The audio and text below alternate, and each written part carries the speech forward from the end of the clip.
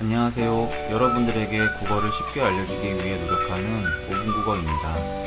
오늘 우리가 배울 내용은 된소리 되기라는 이름으로 널리 알려진 경음화입니다.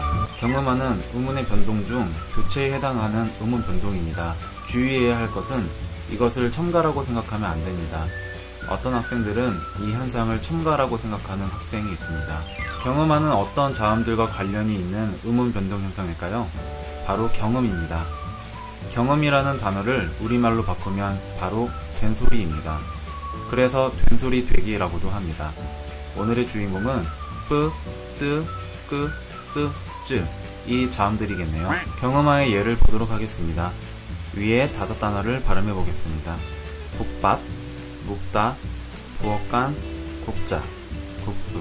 음절 끝소리 규칙에 의해 앞의 받침은 전부 기역으로 변하고 이 기역으로 인해 뒤에 오는 자음이 된소리로 교체되는 것이죠.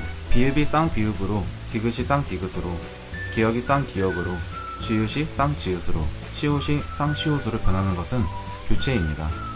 비읍이 쌍비읍이 되는 것은 비읍이 추가된 것이 아니라 아예 소리, 즉 글자가 바뀐 것입니다. 다음 단어를 발음해 보겠습니다. 굳고, 좁다, 바쁘자, 굳자, 팥수정가. 음절 끝소리 규칙에 의해 앞에 받침은 전부 디귿으로 변하고 이 디귿으로 인해 뒤에 오는 자음이 된소리로 교체됩니다. 다음 단어를 발음해 보겠습니다. 밥집, 숲길, 앞부분, 앞뒤, 밥수저. 음절 끝소리 규칙에 의해 앞에 받침은 전부 비읍으로 변하고 이 비읍으로 인해 뒤에 오는 자음이 된소리로 교체됩니다.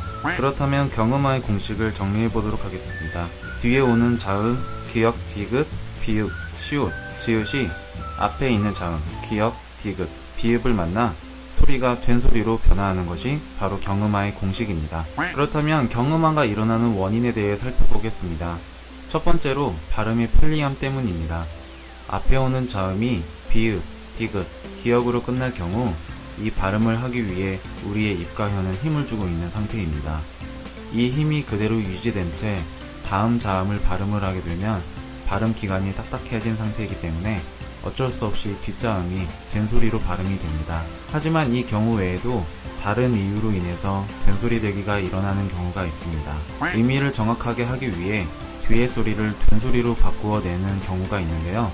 다음 단어를 발음해 보겠습니다. 아래 단어들은 앞글자에 받침이 없는데도 뒤에 자음이 된소리로 발음되기도 합니다. 같이 볼까요? 첫 번째입니다. 시가라고 발음하면 도시의 거리라는 의미가 있고 된소리 되기를 적용해 시가라고 발음하면 시장의 가격이라는 뜻으로 바뀝니다. 다음입니다.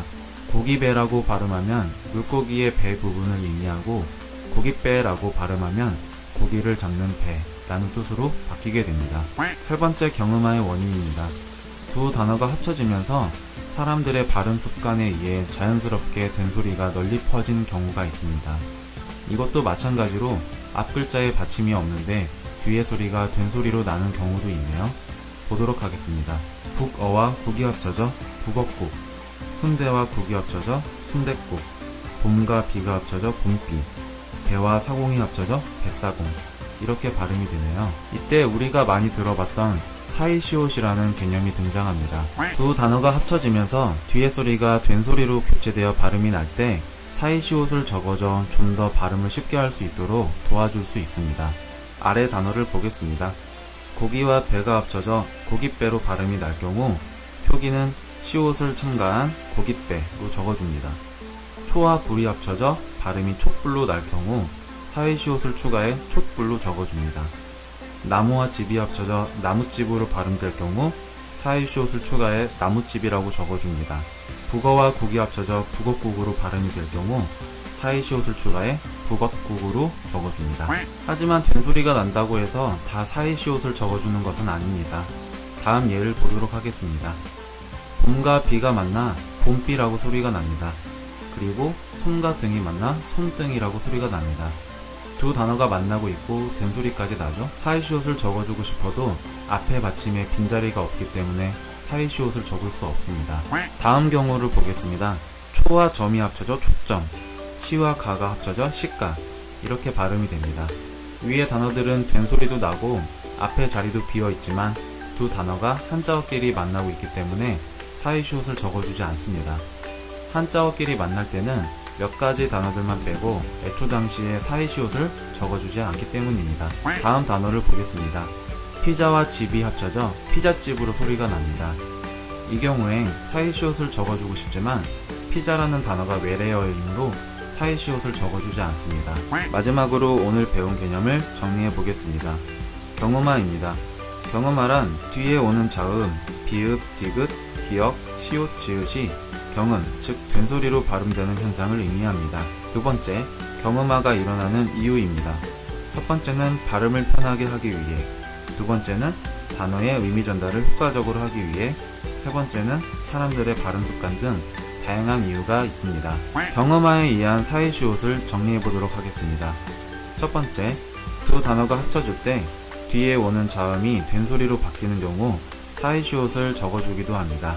두 번째, 사이시옷을 언제 적어주느냐 표기 방법에 대해서 알아보겠습니다. 첫 번째, 앞글자의 받침은 빈자리여야 합니다. 그래서 봄과 비가 만났을 경우에는 봄 밑에 미음이 있기 때문에 사이시옷을 적어줄 수가 없습니다.